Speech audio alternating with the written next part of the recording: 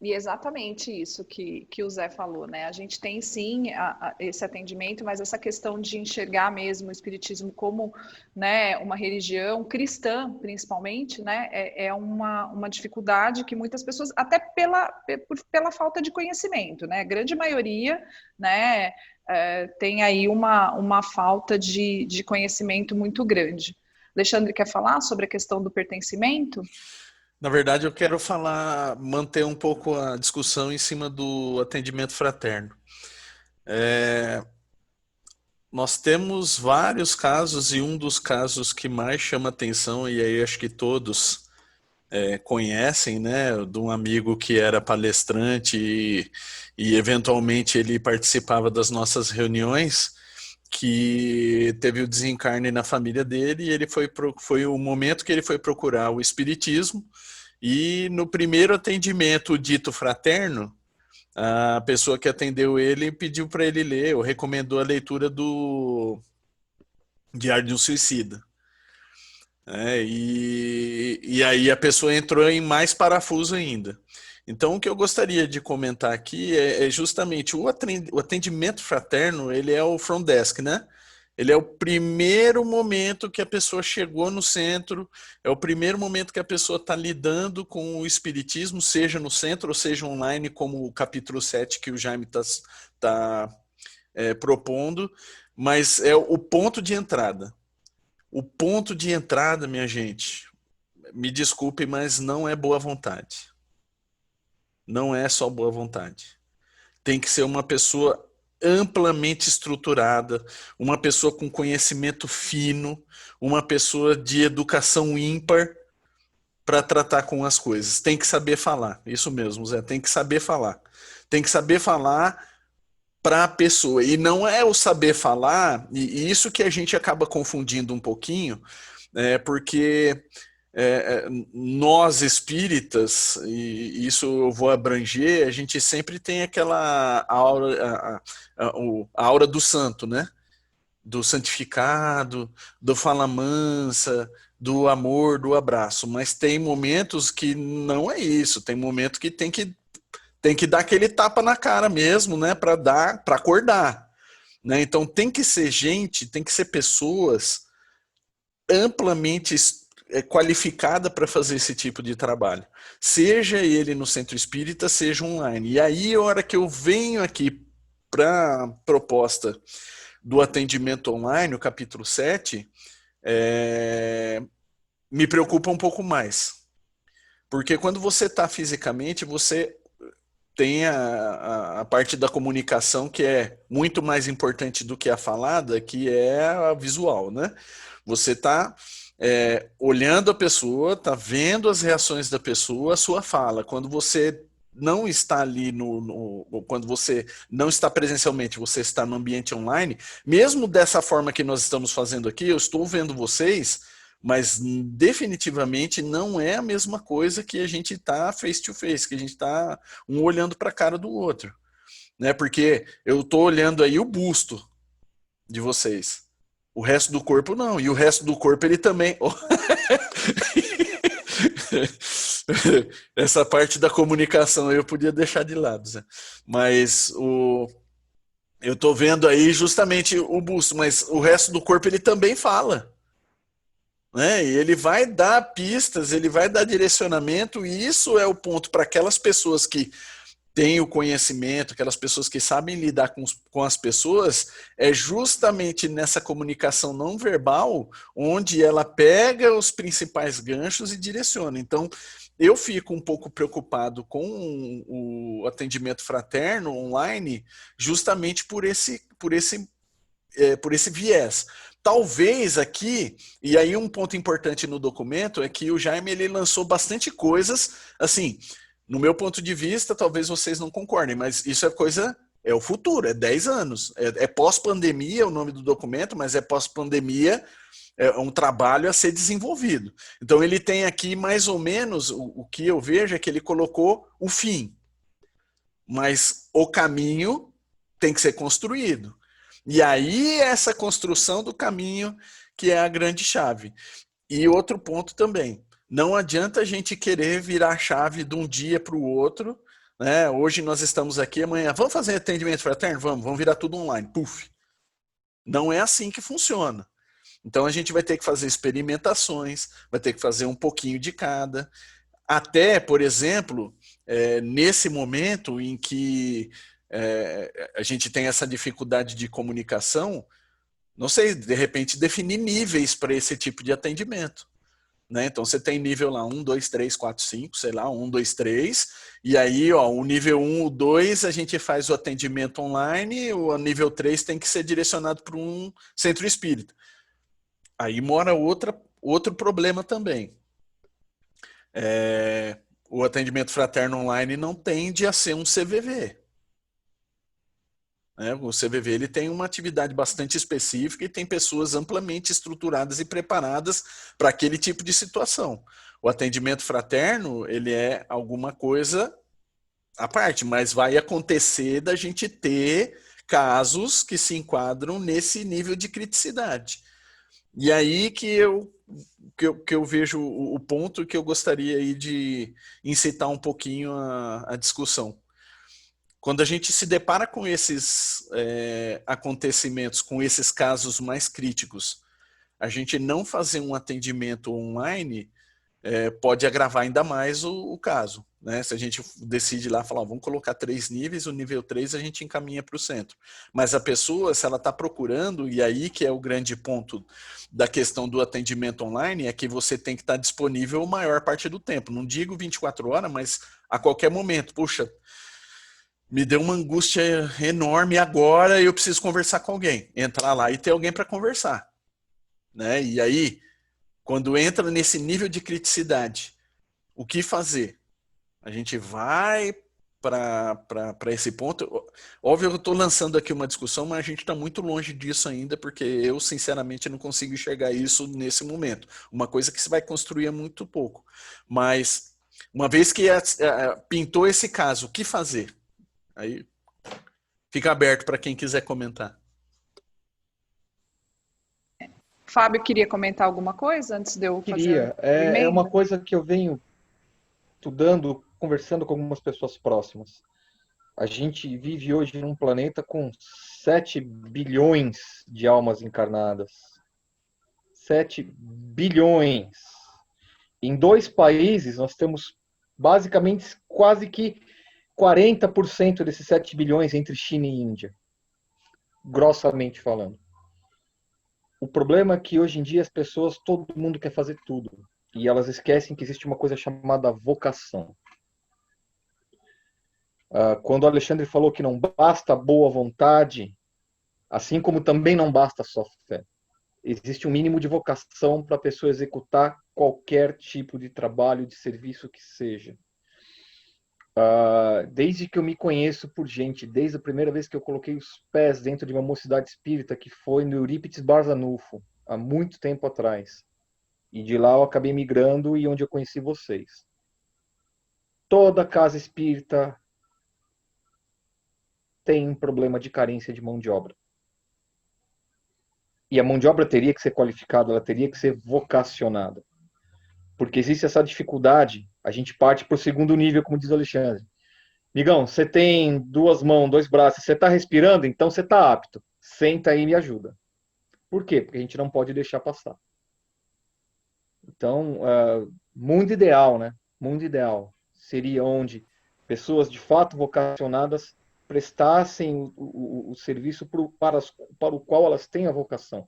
Professores vocacionados, médicos vocacionados, médiums vocacionados, porque tem muito médium sentando em casa espírita e, assim, não está pronto para exercer a atividade, não está vocacionado para tanto.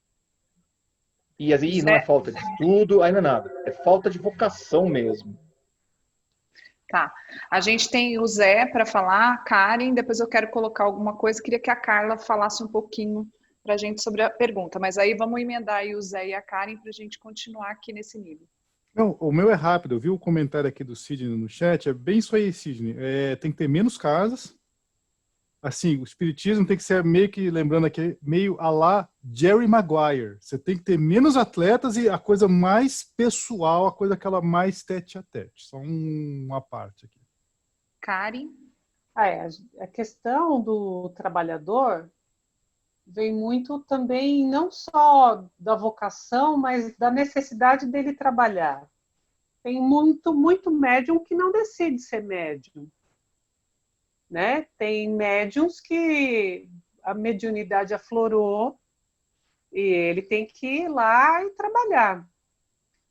Ele não teve escolha. Então, ele nem era espírita, ele era de outra religião. Aflorou a mediunidade, foi para tudo quanto é lado, acabou numa casa espírita. Aí vai estudar, vai fazer tratamento para controlar a mediunidade. Então, assim, e vai trabalhar, porque o médium tem que trabalhar. Seja ele de que tipo for, porque são inúmeras formas de mediunidade. Então, assim, o ideal é aquele meme, né? Tem o ideal e tem a realidade. A realidade, ela é possível, né? A gente quer muitas coisas, é claro, a gente idealiza, né? Por isso que a humanidade tem também muitas lutas sociais, porque as pessoas idealizam sempre algo melhor e buscam esse algo melhor. Não tem problema nenhum em idealizar. Só que a gente tem a realidade. Como é que a gente vai, a partir da realidade, chegar nesse ponto ideal, né? Lembrando da escassez de trabalhadores que tem a casa, lembrando que mesmo uma casa espírita, às vezes, tendo um volume grande de pessoas trabalhando, às vezes são poucas pessoas que se disponibilizam a fazer serviços de liderança, né? De estar lá em determinada atividade. Várias vezes participei de grupos que tinham 30 pessoas, mas na hora do vamos ver aparecia 5. E toda vez que tinha necessidade, era sempre as mesmas pessoas que apareciam, sempre aquelas 5. Então, assim, é uma situação muito complexa. Se só aparece 5, então vamos fazer o que dá com essas 5. Exatamente, o Karen, acho que é bem por aí mesmo, né? A gente lida com essas questões do voluntariado, né? Mas, assim, são coisas interessantes que foram pontuadas, né? O Alexandre fala da realidade do documento para daqui a uns 10 anos, né? O Fábio colocou a questão da vocação. Nem todo mundo que entra na casa espírita, porque assim, você teve igual o caso, né, que foi citado o exemplo, a pessoa veio e conversou e contou o problema dela e disse que estava lá muito deprimido, que tinha tentado suicídio, enfim, ela verbalizou. Mas a gente tem muitas pessoas que entram dentro da casa que têm muitos problemas, mas elas não vão trazer isso. Assim, né? Não é do feitio, né? A pessoa vai em busca de alguma coisa, mas não necessariamente ela vai falar aquilo que ela tá, o problema que ela está sentindo, ou o que tipo de necessidade que ela tem. E aí eu queria perguntar para Carla. Carla, você acha que o atendimento fraterno que é feito hoje, ele está preparado para ler essas nuances das pessoas, assim, de entender e de acolher de uma forma que a pessoa até não fale, mas ela se sinta mais à vontade para poder, em determinado momento, colocar o que ela precisa? Ou você acha que a gente ainda está longe disso, que a gente precisa trabalhar mais esse atendimento fraterno? Eu acho que tudo a gente tem que trabalhar, porque tudo muda. Então, todo dia a gente tem que observar o que mudou, né? Para a gente poder estar trabalhando. Como eu falei, as crianças que nasceram de hoje em dia, elas são bem diferentes do nosso tempo. Então, eles vêm com questionamentos diferentes, com ideias diferentes. Então, quais são as necessidades dessas crianças? Porque eles vão ser adultos, né? Vão ter problemas e vão procurar um atendimento fraterno também. E como criança eles também têm problemas. Só que assim, a mente deles é totalmente diferente. Outro dia eu faço perguntas assim para a Cecília, sem leitura, para ver qual é a resposta dela. Então, tem coisas que eles já sabem, não precisa a gente ficar falando. Mas eu fico olhando e falo, qual que é a necessidade dela? Né? Porque a gente primeiro, assim, falo isso porque primeiro tem que ser dentro de casa. Não adianta eu querer ajudar todo mundo lá fora, se dentro da minha casa eu não consigo olhar para aqueles que estão comigo. E eu me olhar também como pessoa. Quais são as minhas necessidades? Mesmo dentro de todo esse tempo que eu estou lá dentro do centro espírita, quando eu vou lá procurar um atendimento fraterno, quais são as minhas necessidades? Elas estão voltadas para quê? Né? Será que as pessoas que estão lá, elas estão em condições de me ouvir? Porque assim, as pessoas acham porque a gente é trabalhador, porque você trabalha na desobsessão, porque você trabalha com isso, que você eu já trabalhei em vários lugares ali dentro, quase todas as tarefas. Então, muitas pessoas acham que porque a gente é trabalhador, a gente não precisa. E aí, quando a gente chega com alguma dificuldade, o pessoal fala, ó, você, por quê? Você já passou por tanta coisa, já aconteceu tanta coisa na sua vida, você é um símbolo de fortaleza, você está precisando disso, né? Então, assim, eu acho assim, a gente tem que olhar que tudo é possível, né? Todos nós vamos precisar de um atendimento fraterno. Então, a gente tem que se colocar no lugar do outro, vai entrar lá na parte da empatia, né? E assim, que ilusões a gente cria com respeito ao ser humano, com respeito às pessoas, né? Porque às vezes, igual o Divaldo, por exemplo, vocês acham que ele não tem dificuldade? O Chico Xavier, ele enfrentou várias dificuldades. Se a gente tivesse que dar um atendimento fraterno para eles, o que a gente ia fazer? Complicado, né? Verdade. É verdade, Carla. Eu acho que eu não sei se bem... respondeu a pergunta de vocês, mas assim, a gente tem que estar preparado para tudo. Né? Porque a gente coloca atendimento fraterno, a gente cria determinadas pessoas que vão atrás daquele atendimento. E a gente cria outras pessoas que a gente acha que não precisa. Só que todos nós precisamos.